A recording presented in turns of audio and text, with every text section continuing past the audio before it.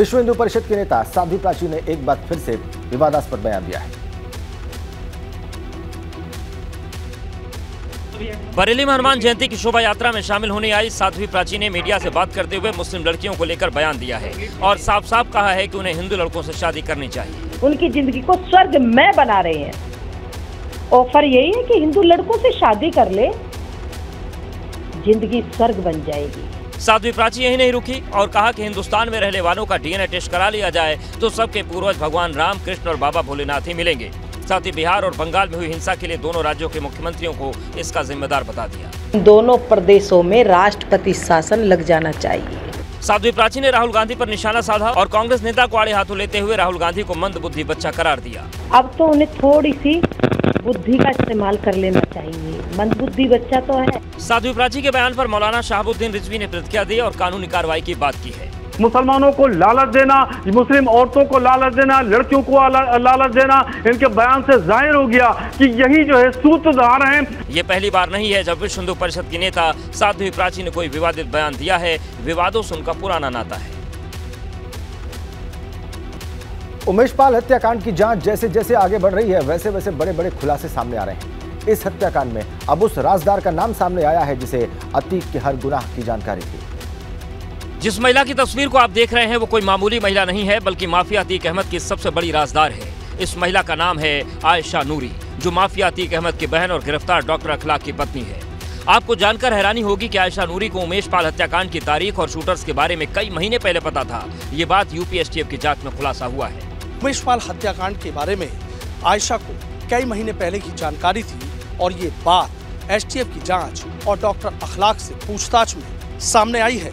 STF अब आयशा नूरी से पूछताछ करने मेरठ के भवानी नगर इलाके में डॉक्टर अखलाक के घर पहुंची तो आयशा नूरी फरार मिली। उसका मोबाइल फोन भी लगातार बंद है। घर पर मौजूद परिवार के बाकी सदस्य भी कोई जानकारी नहीं दे रहे हैं। उमेश पाल हत्याकांड में एसटीएफ और पुलिस ने आयशा को आरोपी बनाने की तैयारी कर ली है। जांच में एक बात और सामने आई है कि अतीक के कई बड़े शूटर्स आयशा से मिलने मेरठ आते थे। मेरठ में जिस तरीके से बमबाज गुड्डू आयशा के घर रुका, आयशा के पति डॉक्टर अखलाक से गले मिला और उसके बाद जब वो मेरठ से गया तो आयशा ने उसकी दूसरी शरण स्थली का इंतजाम किया। ये बात की तस्दीक करता है कि साजिश की जड़ें बहुत गहरी हैं। माफिया अतीक अहमद के परिवार का एक सनसनीखेज वीडियो सामने आया है। इस वीडियो में अतीक अहमद के परिवार के कई सदस्य ताबड़तोड़ फायरिंग करते हुए दिखाई दे रहे हैं। 2.5 मिनट का ये वीडियो हैरान करने वाला है। पंडाल के नीचे एक साथ कई लोग खड़े हैं और ताबड़तोड़ फायरिंग कर रहे हैं। सभी के पास तरह तरह की बंदूकें हैं और सभी लोग एक साथ मिलकर गोलियां चला रहे हैं। इस फायरिंग फौज में अतीक अहमद का परिवार भी शामिल है। माफिया अतीक का भाई अशरफ और नाबालिग बेटे के साथ ही गिरोह के कई गुर्गे गोलियां बरसाते नजर आ रहे हैं।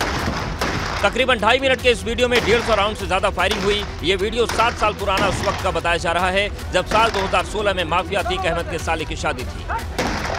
झूसी इलाके के मलावा गांव में हुई शादी समारोह में माफिया का पूरा परिवार शामिल था। हालांकि सामने आए वीडियो में अतीक अहमद नजर नहीं आ रहा है। इस पूरे वीडियो में गौर करने वाली बात यह है कि जहां फायरिंग हो रही है उसके सामने अतीक का भाई अशरफ भी बैठा दिख रहा है। फायरिंग के बीच अतीक अहमद का बेटा अपने चाचा अशरफ के पास आता है और फिर अशरफ अपनी पिस्टल लोड करके उसे पकड़ाता है, जिसके बाद वो भी फायरिंग करने की कोशिश करता है लेकिन पहली बार में असफल होता है। फिर अशरफ पिस्टल दोबारा लोड कर थमाता है। इस बार ये बच्चा एकदम गैंगस्टर स्टाइल में तड़ातड़ फायरिंग करता है। अतीक के छोटे बेटे के ताबड़तोड़ फायरिंग करने पर पास बैठे कुछ लोग उसकी हौसला अफजाई भी करते हैं। अवैध मीट फैक्ट्री चलाने का आरोपी हाजी याकूब कुरैशी सलाखों के पीछे है और अब पुलिस को कुरैशी परिवार की 32 लग्जरी गाड़ियों की तलाश है।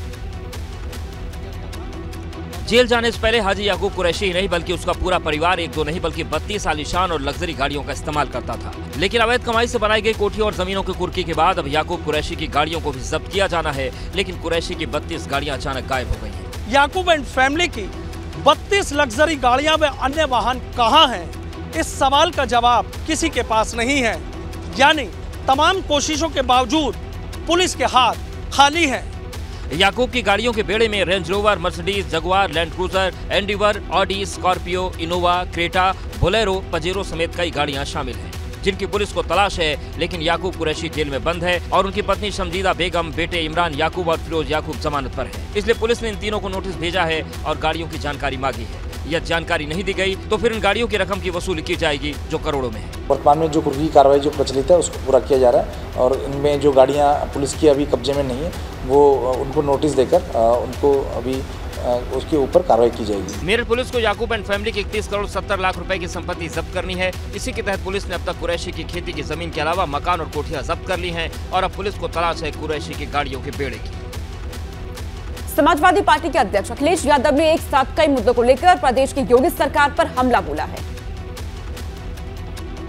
आवारा पशुओं का मुद्दा हो या फिर स्वास्थ्य व्यवस्था की खस्ता हालत, समाजवादी पार्टी सरकार को घेरने का कोई भी मौका नहीं छोड़ती। इस बार सरकार पर ताजा हमला किया है सपा अध्यक्ष अखिलेश यादव ने, जिन्होंने भ्रष्टाचार और यूपी में आपराधिक घटनाओं को लेकर सरकार पर हमला बोला है। योगी सरकार पर तंज कसते हुए अखिलेश ने ट्वीट किया है और भाजपा राज सीजन 2 पर निशाना साधा है। भाजपा और पुलिस की भ्रष्टाचारी सांठगांठ उत्तर प्रदेश में भाजपा राज सीजन 2 की आपराधिक पटकथा लिख रही है, जिसके मुख्य अध्याय हैं फर्जी केस का जाल, वसूली का दबाव, बुलडोजर का डर, अपहरण फिरौती, एनकाउंटर की धमकी, आत्महत्या पर मजबूर करना। भाजपा ने अखिलेश यादव के उठाए सवालों का जवाब दिया है। पूर्व उप मुख्यमंत्री दिनेश शर्मा ने उसी अंदाज में सपा पर हमला बोला है। मैं यही कहूंगा कि समाजवादी पार्टी वोट के लालच में किसका वोट चाह रही, बहुसंख्यक की भावनाओं को आहत करके किसका वोट चाहती है। भाजपा के प्रदेश अध्यक्ष भूपेंद्र चौधरी ने तो सपा पर लोगों को गुमराह करने के आरोप लगाए। इनके पास केवल लोगों को गुमराह करके, लोगों को भ्रम में पैदा करके अपना चुनावी एजेंडा सेट करने के लिए। यूपी में होने वाले नगर निकाय चुनाव के लिए पक्ष और विपक्ष दोनों एक दूसरे पर बढ़त बनाना चाहते हैं। ऐसे में दोनों पार्टियां एक दूसरे के खिलाफ रणनीति तो बना ही रही हैं। सपा और भाजपा एक दूसरे को घेरने का कोई भी मौका नहीं छोड़ रहे। यूपी नगर निकाय चुनाव में आरक्षण पर आपत्तियां दाखिल करने का आज आखिरी दिन। ओबीसी आरक्षण पर सरकार की तरफ से गठित कमीशन की रिपोर्ट के बाद यूपी नगर विकास विभाग की तरफ से आरक्षण की सूची जारी की गई थी। उस पर आपत्तियां दर्ज करवाने की मियाद 6 अप्रैल शाम 6 बजे खत्म हो गई, जिसके पहले समाजवादी पार्टी की तरफ से निकाय चुनाव में आरक्षण पर आपत्ति दाखिल कर दी गई। सपा का कहना है कि निकाय चुनाव में अनुसूचित जाति, अनुसूचित जनजाति और अन्य पिछड़ा वर्ग को आरक्षण से कम सीटें दी गई हैं। सपा का कहना है कि यूपी में कुल 17 मेयर पद पर चुनाव होंगे, जिनमें 27% ओबीसी आरक्षण लागू होता है। ऐसे में 17 पदों पर ओबीसी के लिए 4.59% सीटें आरक्षित हों, लेकिन ओबीसी के लिए सिर्फ 4 सीटें आरक्षित की गई हैं। ऐसे में ओबीसी वर्ग को 0.59% कम आरक्षण दिया गया है। इसके अलावा हाई कोर्ट में भी निकाय चुनाव में आरक्षण को लेकर दायर एक याचिका पर सुनवाई हुई, जिसमें याचिकाकर्ता ने सरकार पर बिना ओबीसी कमीशन की रिपोर्ट सार्वजनिक किए ही आरक्षण सूची जारी करने का आरोप लगाया। जिसके बाद हाई कोर्ट की लखनऊ बेंच ने सरकार को 4 दिन में ओबीसी कमीशन की रिपोर्ट को नगर विकास विभाग की वेबसाइट पर अपलोड करने के निर्देश दिए हैं और याचिकाकर्ता को अपनी आपत्तियां विभाग में दर्ज करवाने को कहा है। हनुमान जन्मोत्सव के अवसर पर समाजवादी पार्टी के एक नेता ने सोशल मीडिया पर बजरंगबली के खिलाफ अपमानजनक पोस्ट कर दी। समाजवादी पार्टी अध्यक्ष अखिलेश यादव, सपा एमएलसी स्वामी प्रसाद मौर्य और अकबरपुर से सपा विधायक रामअचल राजभर के साथ दिख रहे इस सपा नेता का नाम बाल मुकुंद धुरिया है, जिसने अपने फेसबुक अकाउंट से हनुमान जी पर यह अपमानजनक पोस्ट कर दी। लेकिन जैसे बाल मुकुंद के इस पोस्ट पर हनुमान भक्तों की नजर पड़ी तो उसने पहले चुपके से पोस्ट डिलीट कर दिया और अपने अपमानजनक पोस्ट को सही साबित करने के लिए बेतुके तर्क देने लगा। मैंने कहा है हनुमान जी दुनिया जानती है, केसरी नंदन है, बंदरों की फौज लेके राम जी चले गए, हनुमान जी बंदर हैं, इसमें कौन सी नई बात कह दी हमने। वही दूसरी तरफ बजरंगबली पर बाल मुकुंद धुरिया की इस पोस्ट पर समाजवादी पार्टी ने चुप्पी साध ली है, लेकिन ये तस्वीरें साफ साफ बता रही हैं कि बाल मुकुंद धुरिया न सिर्फ सपा का सक्रिय सदस्य है बल्कि पार्टी के बड़े नेताओं तक उसकी पहुंच है और खुद भी वो इस बात को कबूल कर रहा है। मैं समाजवादी पार्टी में हूँ, विधायक जी से लेकर तमाम लोग हम अकबरपुर में काम करते हैं, अम्बेडकर नगर में, तो सारे लोग हमारे चित परिचित हैं, जानकार हैं। मानस विवाद और भगवान राम के अपमान को लेकर सपा पहले से बैकफुट पर है। ऐसे में हनुमान जी पर पार्टी नेता की टिप्पणी सपा के लिए नई मुसीबत बन गई है। मेरठ में एमडीए का बुलडोजर ऐसा गरजा कि अवैध कॉलोनियों का निर्माण करने वालों में हड़कंप मच गया। आसपास के थानों की पुलिस की मौजूदगी के बीच 1-2 नहीं बल्कि 5-5 बुलडोजर ने घंटों अवैध निर्माण को नेस्तनाबूद कर दिया। इस कार्रवाई को एमडीए ने मेरठ रोड के नजदीक अब्दुल्लापुर के पास अंजाम दिया और 10,000 वर्ग मीटर में निर्माणाधीन अवैध कॉलोनी में बने मकानों को ध्वस्त कर दिया। जिस जमीन पर बुलडोजर ने एक्शन दिखाया वो जमीन बसपा नेता दारा सिंह प्रजापति की है। चूंकि कल बसपा नेता दारा सिंह प्रजापति ने अपने समाज के सैकड़ों लोगों को बुलाकर एमडीए टीम का विरोध करा दिया था, जिसके बाद टीम को बैरंग वापस लौटना पड़ा था। आज एमडीए की टीम पूरे लाव लश्कर के साथ पहुंची थी। बसपा के नेता दारा सिंह प्रजापति की जिस अवैध कॉलोनी से एमडीए के बुलडोजर वापस लौट गए थे विरोध के बाद, आज देखिए यहाँ 1-2 नहीं बल्कि जो 5 बुलडोजर हैं वो 5 बुलडोजर यहाँ पर इस कॉलोनी को ध्वस्त करने आए। दरअसल बिना नक्शा पास कराए इस जमीन पर अवैध रूप से निर्माण कराया जा रहा था, जिस पर एमडीए ने एक्शन लिया। वहाँ पे जो मौजूद लोग हैं उनके विरुद्ध एफआईआर दर्ज कराया है। ये दूसरा प्रकरण था जब एफआईआर दर्ज कराई गई, इससे पहले भी एक बार एफआईआर दर्ज कराई जा चुकी है। इस बुलडोजर एक्शन के बाद अब बसपा नेता दारा सिंह पर एक्शन की बारी है, क्योंकि सरकारी काम में बाधा डालने के आरोप में बसपा नेता समेत 100 लोगों के खिलाफ मुकदमा दर्ज करा दिया गया है। अभिनेत्री आकांक्षा दुबे की मौत के मामले में पहली बार पॉलिटिकल कनेक्शन सामने आया है। आकांक्षा दुबे की मां ने आशंका जताई है कि उनकी बेटी की मौत के मामले में आरोपी समर सिंह को समाजवादी पार्टी का संरक्षण मिल रहा है, इसी वजह से उन्हें न्याय नहीं मिल पा रहा। इसके साथ ही उन्होंने पुलिस पर गंभीर आरोप लगाए हैं।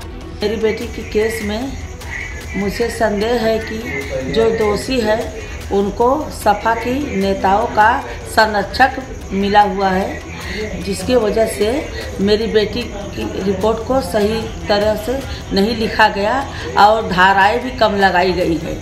भोजपुरी अभिनेत्री की मौत के मामले में आए दिन नए खुलासे हो रहे हैं। मामले पर आकांक्षा दुबे की मां ने सीएम योगी से न्याय की गुहार लगाई है और जल्द से जल्द समर सिंह की गिरफ्तारी की मांग की है। इसी बीच आरोपी समर सिंह ने इलाहाबाद हाईकोर्ट में अपने ऊपर लगे एफआईआर को रद्द करने की याचिका डाली है। 4 अप्रैल को हाईकोर्ट में डाली गई इस याचिका में धारा 482 को पेश किया गया है, जिसमें एफआईआर को चैलेंज करते हुए हाईकोर्ट से निष्पक्ष न्याय की मांग की गई है।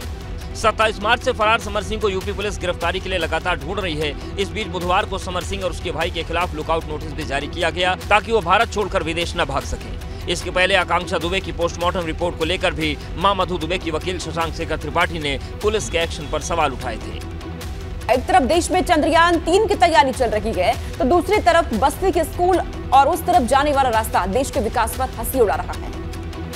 ये रास्ता इन बच्चों को इनके भविष्य का रास्ता दिखाने वाले इनके स्कूल की तरफ ले जाता है। बस्ती मुख्यालय से 35 किलोमीटर दूर बहादुरपुर ब्लॉक के रामपुर गांव में बने पूर्व माध्यमिक स्कूल में जाने के लिए जो एकमात्र रास्ता है बिल्कुल कच्चा, और वो भी ऐसा ही खेतों से होकर जाता है।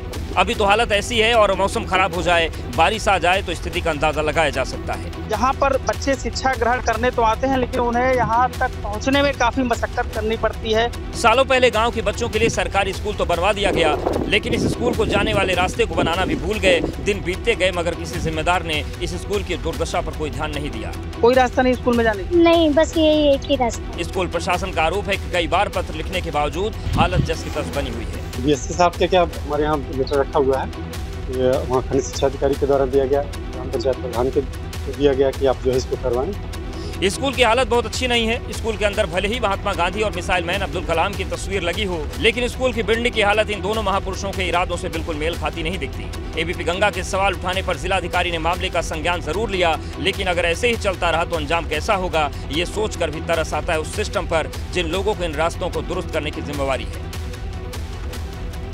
देश के पहले रीजनल रैपिड रेल जो पहले फेज में चलने के लिए तैयार है, लेकिन ट्रेन का संचालन शुरू होने से पहले पुलिस को चुनौती देते हुए चोरों ने भी अपना काम शुरू कर दिया है।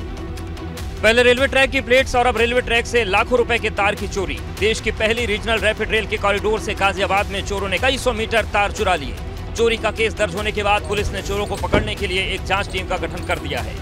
पुलिस की पड़ताल उन लोगों के इर्द गिर्द घूम रही है जो कंस्ट्रक्शन एरिया में काम कर रहे हैं। तो ये संभवतः जो वहाँ पे काम करने वाले लोग हैं अथवा जिनको वहाँ का एक्सेस है उन्हीं के द्वारा किया गया होगा। इसके लिए इन दोनों घटनाओं का जो आप बता रहे हैं, इन दोनों के लिए टीमें गठित की गई हैं और उन सभी लोगों से पूछताछ की जा रही है जिन्होंने उस दौरान कार्य किया है। पुलिस भले ही चोरों को गिरफ्तारी का दावा कर रही है, लेकिन सवाल यह है कि इतनी ऊंचाई पर चोरों ने तार कैसे काट लिया। लोहे के प्लेट्स की चोरी के बाद पुलिस चौकस क्यों नहीं थी?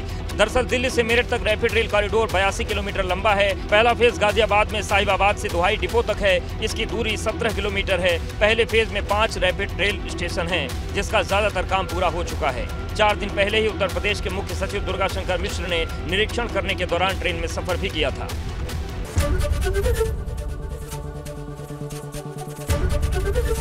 एबीपी गंगा, खबर आपकी, जुबान आपकी।